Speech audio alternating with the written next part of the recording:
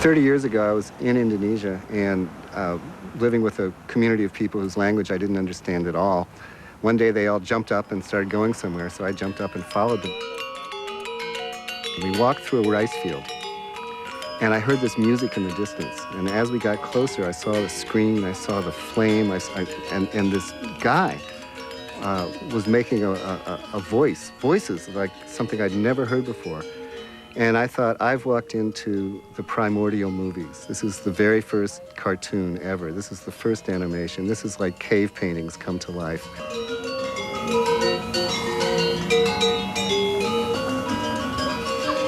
Larry Reed was a 25-year-old actor-director when he began a decade of intense study with an Indonesian shadow master. Had I had any idea how difficult it was to learn shadow theater, I would have been intimidated. Who are you anyway?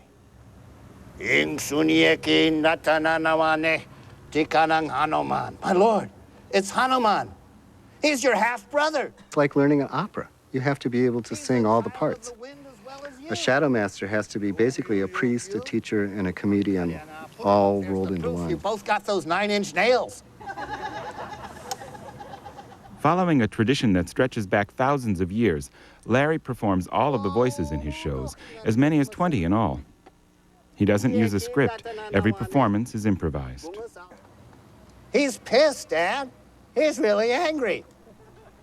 And he's taking it out on all the trees. Traditional shadow plays are based on Hindu myths dating back thousands of years. A shadow master's job is to interpret these ancient tales. We usually think of tradition as something that can't be changed, and here's something that is so organic that it's always growing in a way.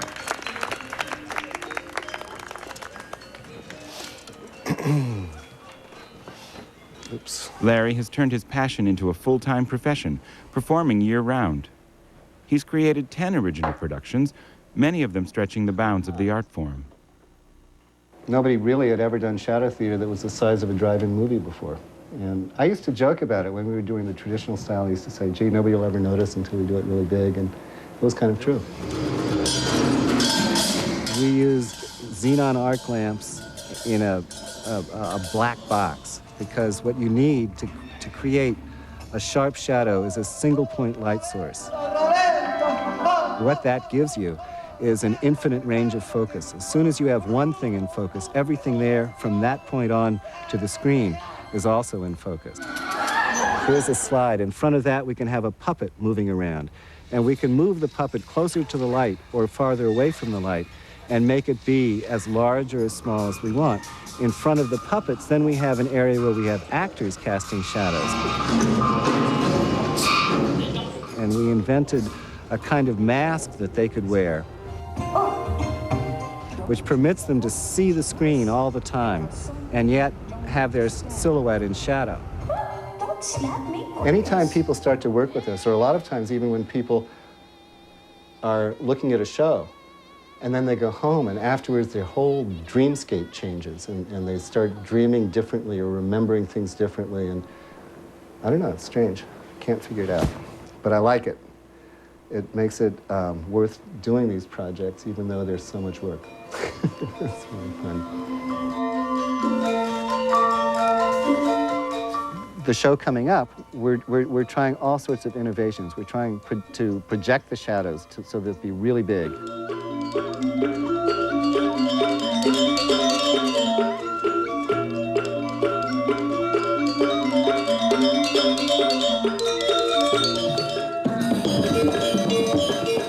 The traditional orchestra for this kind of theater is 4 instruments. The show coming up, we're using 15 or 20.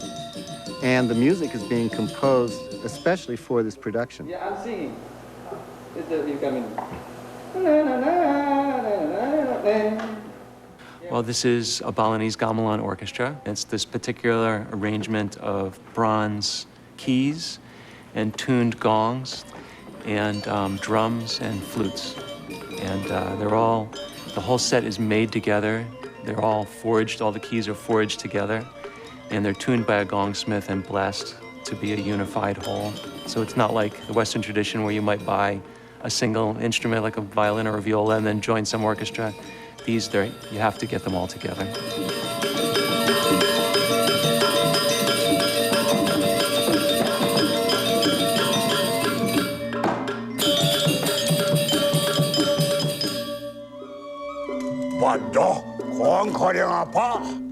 My God, I feel like I died and went to heaven. The challenge of working together is one of split-second timing. So, for example, when he has two puppets talking together, there might be a moment where they say, well, let's go and off to the next scene or whatever, and they'll get up and start to move along. Well, we have to strike up the music immediately at that point.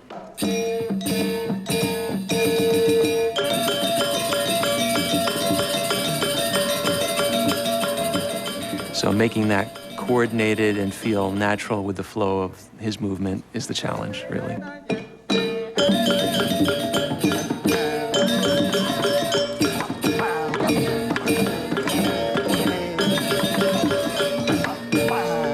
Yeah, that'll work. Cool.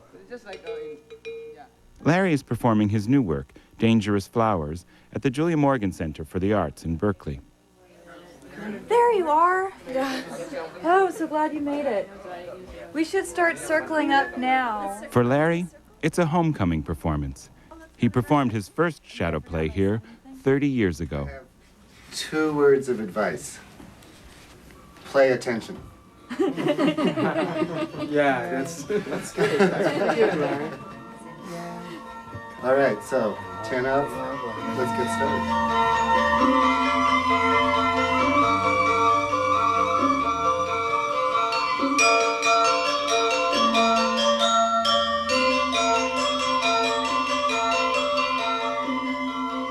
Right before the show, I'm usually quiet in some way. Sometimes I even take a nap.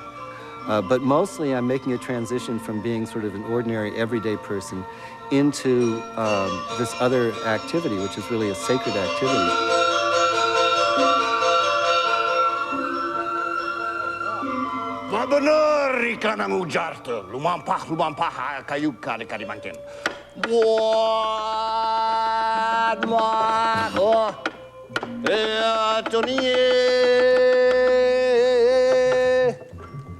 That was some good advice, Dad. Thank you, son. Thank you.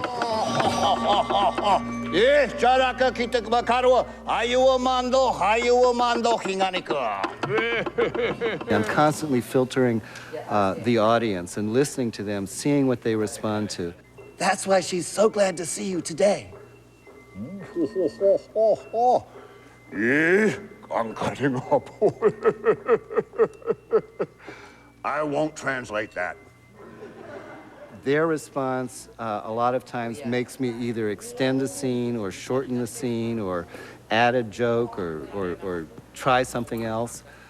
So there's a partnership that goes on with the audience.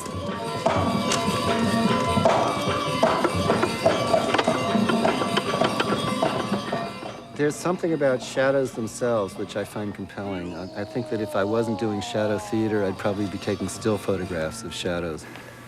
I think there's some kind of a power or a spirit that they represent because they're so ephemeral. The fighting's finished. The stories go on forever.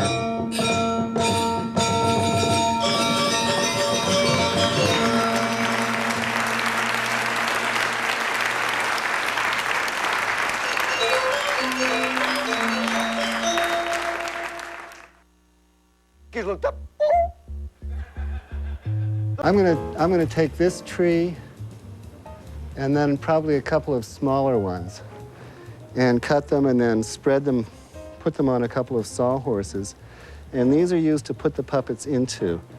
In the sort of the cosmology of the shadow theater, the banana log becomes the earth and the screen becomes the sky.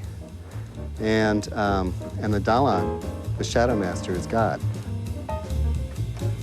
Leadership support for this series has been provided by the William and Flora Hewlett Foundation, making grants since 1960.